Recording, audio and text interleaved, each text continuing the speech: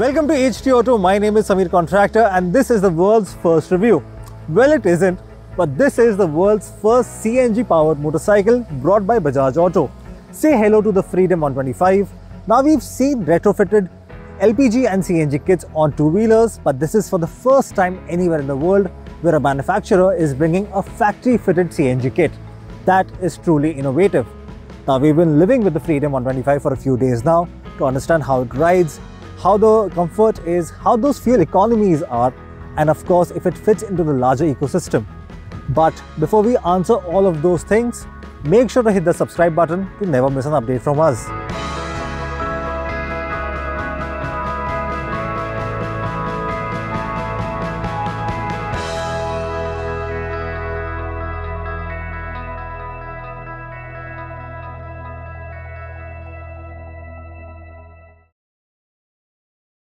The Bajaj Freedom has been developed from the ground up as a bi-fuel CNG bike. The company says that there are no parts shared with other motorcycles in its range. The Freedom looks nothing like the existing 125cc commuters. Bajaj calls the Ibex or a mountain goat as the inspiration.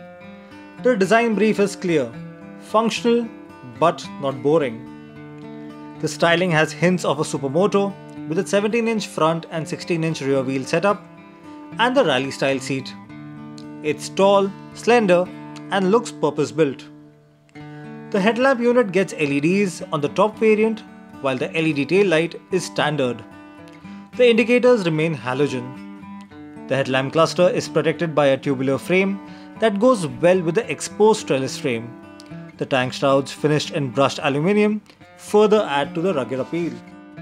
The top trim gets an all-digital instrument console that's easy to read and well laid out.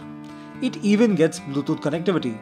The paint, plastic and switchgear quality is good and everything feels sturdy, albeit made to a cost. Packaging had to be clever on this Freedom 125 to make sure a lower curb weight and of course to bring everything together. It gets a trellis frame as a lightweight component but also as a protective cage for the CNG cylinder. Let me just show you how it looks under the seat. That's your 16 kg CNG cylinder to hold up to 2 kgs of gas weight. You also get a 2-litre fuel tank placed here for petrol and the air box is placed right there. Apart from that, you get the fueling ports, one for CNG, one for petrol, very easily accessible. That said, packaging also ensures that you get a long seat at 785mm, the longest in the segment, while the seat height itself has gone up compared to other commuters at 825mm. That's actually quite high. But the overall curb weight, that's nearly 148 kgs. The narrow frame allows it to be more tightly packaged to save weight. That helps negate the tall seat height, but you tend to sit on the bike, giving it a taller feel. The riding position is on point with a wide handlebar and the center set foot pegs. It is comfortable, but the thin seat leaves little room for thigh support. The cushioning is restricted and riding long distances gets painful after a while. The designers at Bajaj Auto have got one thing extremely right with the Freedom 125 and that's its design itself. It's an unconventionally good-looking commuter. But what's grabbing everyone's attention is this sticker.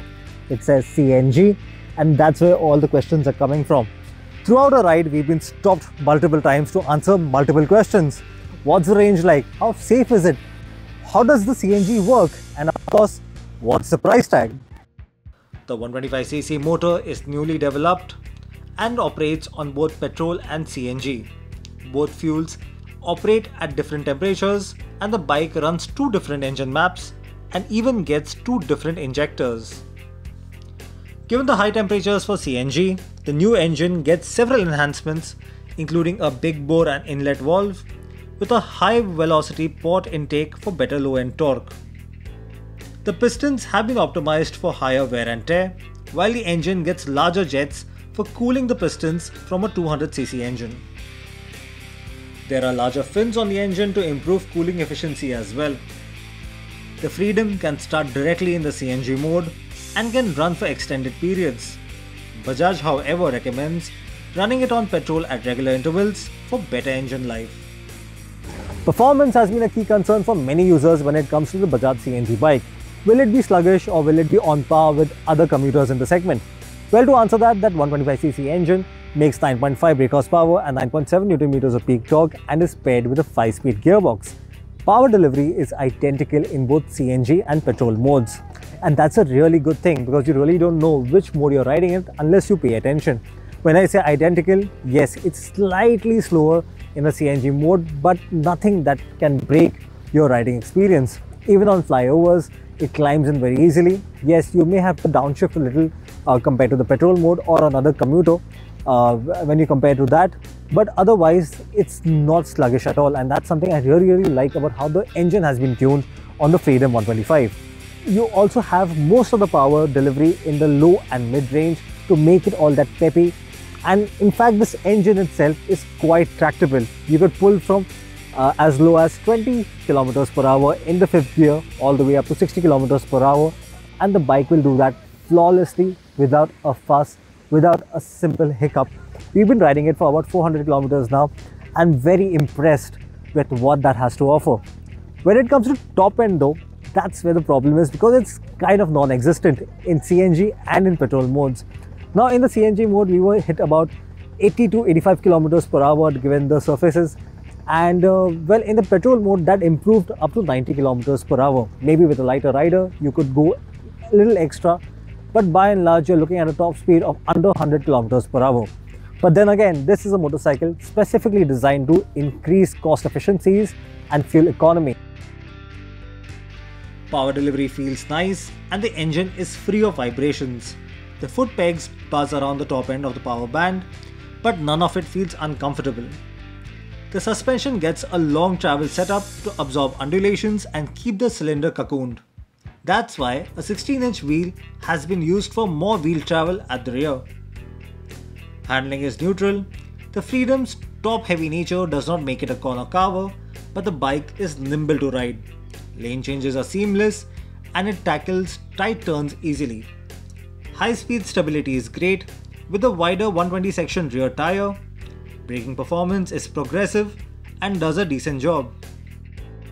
Now to answer the big question, kitna deti hai? What's the range like, right?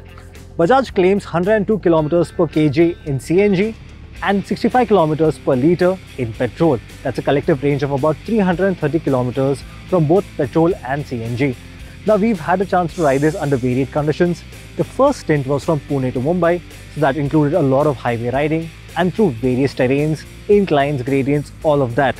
The second stint was in Mumbai itself through heavy traffic, waterlogged roads and even highway runs and through different surfaces. So plenty of conditions here and very real world as to how you would be riding.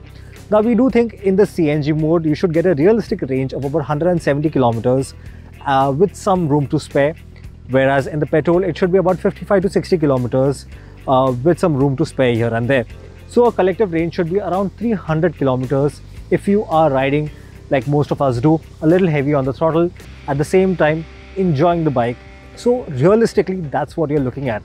But if you are gentle on the throttle, gentle on the brakes and go easy on the motorcycle, you can exceed the 330 kilometer mark that the company claims. Having said that, if you are clocking in more kilometers every day, that does mean that you will be heading to the CNG station more often given that small CNG cylinder. Bajaj says the Freedom passed 11 safety tests including the frontal and side impact as well as the truck runover test to check for cylinder damage and leaks. There's a nozzle underneath the fuel tank for better access as an emergency cutoff in case of a leakage. Much like cars, the CNG cylinder on the Freedom will need to be recertified every 2 years, and that's an additional cost to factor in as part of the ownership cycle. There's plenty to like on the Freedom CNG, enough to see a new category in the making. So should you buy the Bajaj Freedom 125? Well, the answer is it is liberating in a lot of ways, and there is of course savings when you do factor in the delta between petrol costs and CNG costs. Yes, both will rise in the future, but there will be a slight delta between the two. The challenge then is finding a CNG station near you. That would be a big challenge, especially if you're clocking in higher kilometers and need to refill more frequently. The refill time doesn't take a lot, but the time to get in line, get to the station, get a refill, that might be a deal breaker for a few people. So if you are living in Maharashtra or Gujarat right now, which is where the bike will be initially available, do consider how close you are to a CNG fuel pump to make this a viable purchase. Because more than the bike itself, it's the ecosystem that needs to support a motorcycle like this. That's where the big change and the big difference will come in. Because if done right, the Bajaj Freedom might be onto bigger things, more variants, more competition, and that's always good for you, the consumer. That's our story of the new Freedom 125 from Bajaj. Tell us what do you think about the motorcycle and what more would you like to see on the channel. Your feedback really means a lot. And as we always say, helmets on the two-wheeler, seatbelts in the car. Please drive safely in this monsoon.